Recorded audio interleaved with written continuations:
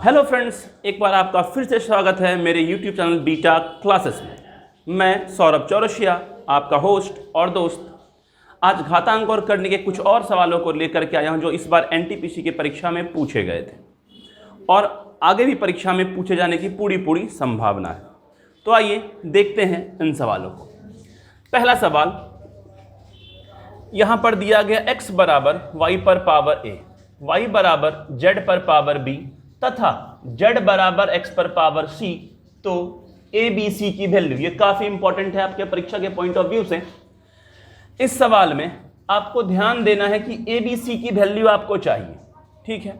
तो a b c यहाँ power के रूप में है, पावर के रूप में है, पावर के रूप में है, तो आप इसमें से किसी भी इक्वेशन को लेकर के चल सकते हैं। अगर इसे लेकर के चलेंगे तो ठीक है, इसे भी मैं मान लेता हूं कि अंतिम इक्वेशन को लेकर मैं चलता हूं। आप पहला, दूसरा, तीसरा कोई भी ले सकते हैं। मैं ले रहा हूं z बराबर x पर पावर c। अब देखिए यहां पर z बराबर x पर पावर c है, तो यहां x की वैल्यू क्या है? y पर पावर a। तो अगले स्टेप में हम इसे लिख सकते हैं z बराबर, अब जो x की जो वैल्यू है जो यहां दी गई है y पर पावर a, अब x के जगह पे हम y पर पावर a ले रहे हैं। x के जगह पर y पर पावर a, चूंकि x की वैल्यू y पावर a है, और इसे ब्रैकेट में डाल रहे हैं। बाहर में क्या है पहले से? c। अब अगला, अब यहां पर y है, देखिए z बराबर यहां पर y की वैल्यू क्या दी गई है? y की वैल्यू है z पे पावर b, तो अब हम y के जगह पे z पर पावर b ले रहे हैं, ठीक है। इसके बाहर पावर a, उसके बाहर पावर c। तो जैसा कि आप जानते हैं जब ब्रैकेट है तो ये आपस में गुना हो जाता है, यानी इसकी वैल्यू आएगी z बराबर z a into b into c, यानी a b c। इसके ऊपर पावर कुछ भी नहीं है, एक तो है, तो यहां पर पावर 1, ये z और z कैंसिल, यानी a b c is equal to 1। तो आप इसे काफी कम समय में बना सकते हैं, मात्र 1 मिनट भी नहीं लगेगा, ठीक है। तो अब हम चलते हैं अगले सवाल की तरफ। देखिए अगले सवाल को, सवाल नंबर 2, x पर पावर -1, ये एक इक्वेशन आपको यहां पर दे रखा है, इक्वल टू व्हाट? यहां पर कुछ नहीं, इसका मतलब इनटू है। अब अगर इस पर पावर 1 है, वो भी माइनस के रूप में, तो इसे हमें प्लस करना है। तो क्या हम ऐसा कर सकते हैं y बाय x? इसका पावर खत्म करने के लिए मैंने ऐसा किया है, ठीक है। तो देखिए इसके साथ भी ऐसा कर सकते हैं, z बाय 1 मतलब बाय y, ये नीचे आ गया। इसके साथ भी वही क्रिया x बटे z। यहां पर जो x नीचे आया तो इस पर पावर कुछ नहीं है, तो 1 हमेशा रहता है। अब देखिए ये इनटू के फॉर्म में है, ठीक है, और सब के ऊपर रूट है, तो हम ऐसा भी कर सकते हैं, सब को एक रूट में डाल सकते हैं, y बटा x इंटू z बटा y इंटू x बटा z। अब अगर कुछ कटता है तो काट सकते हैं, y cancel, z cancel, x सारा कट गया, यानी कटने के बाद अंदर कुछ नहीं तो क्या बचा? 1। और जब 1 तो रूट से आसानी से बाहर निकलता है 1 इंटू 1 करके, तो इसका आंसर हो गया 1। ये था सवाल नंबर दूसरा। अब हम चलेंगे सवाल नंबर तीसरे की तरफ। चलिए देखते हैं सवाल नंबर तीसरे को। यहां पर आपको दे रखा है कुछ इस तरह से,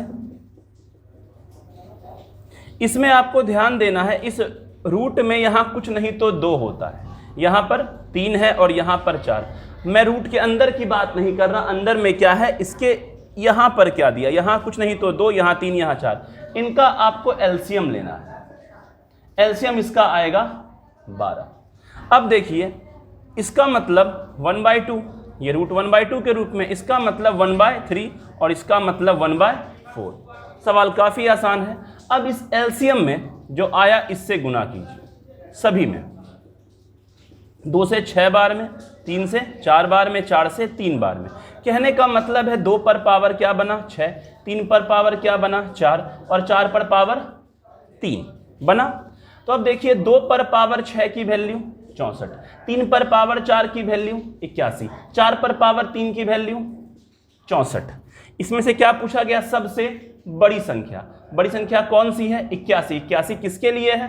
तो यानी इसके लिए सबसे बड़ी संख्या ये हो गई। इसी में सवाल को आगे बढ़ाया जाता है। आइए देखते कैसे। इसी में आपको कह देगा कि इसे आरोही क्रम में लिखें।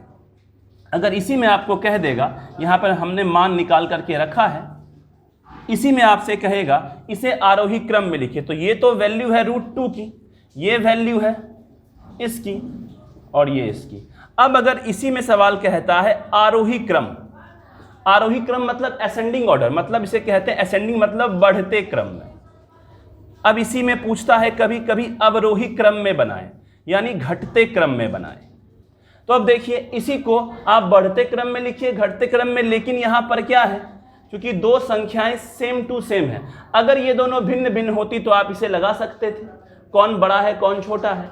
अगर इसी में कह देगा आरोही क्रम में और अवरोही क्रम में, तो जो संख्याएं आरोही मतलब बढ़ते क्रम में, यानी आपको सबसे पहले छोटी संख्या लेनी है, उसके बाद उससे बड़ी, उसके बाद सबसे बड़ी। अवरोही मतलब पहले बड़ी फिर छोटी फिर छोटी। लेकिन यहाँ पर चूंकि सवाल ये दोनों सेम सेम है इसलिए सवाल नहीं बन पाएगा। लेकिन अगर इसी में जैसे आपसे सवाल पूछा गया कि सबसे बड़ी संख्या कौन सी है, तो ये, अगर कोई और सवाल हम इसमें लें तो उसमें आप कह सकते हैं कि सबसे छोटी संख्या कौन सी होगी, क्योंकि ये दोनों बराबर है तो यहाँ वो सवाल नहीं बन पा रहा है। लेकिन अगर इस नियम से आप बना करके इसको निकालें तो अगर आपको आरोही क्रम भी दे अवरोही क्रम भी दे, आप दोनों को आसानी से ज्ञात कर सकते हैं। तो यह था आज का घातांक और करनी का 3 इंपॉर्टेंट क्वेश्चन। अगले वीडियो में मैं फिर से आऊँगा कुछ इंपॉर्टेंट क्वेश्चन को लेकर के आपके लिए, जो आपके परीक्षा के दृष्टिकोण से बहुत महत्वपूर्ण होंगे। अगर आपको यह वीडियो अच्छा लगा तो इसे लाइक, शेयर और सब्सक्राइब करें। तब तक के लिए आपका इस वीडियो में बने रहने के लिए बहुत बहुत धन्यवाद। आपका दिन शुभ हो। जय हिंद, जय भारत।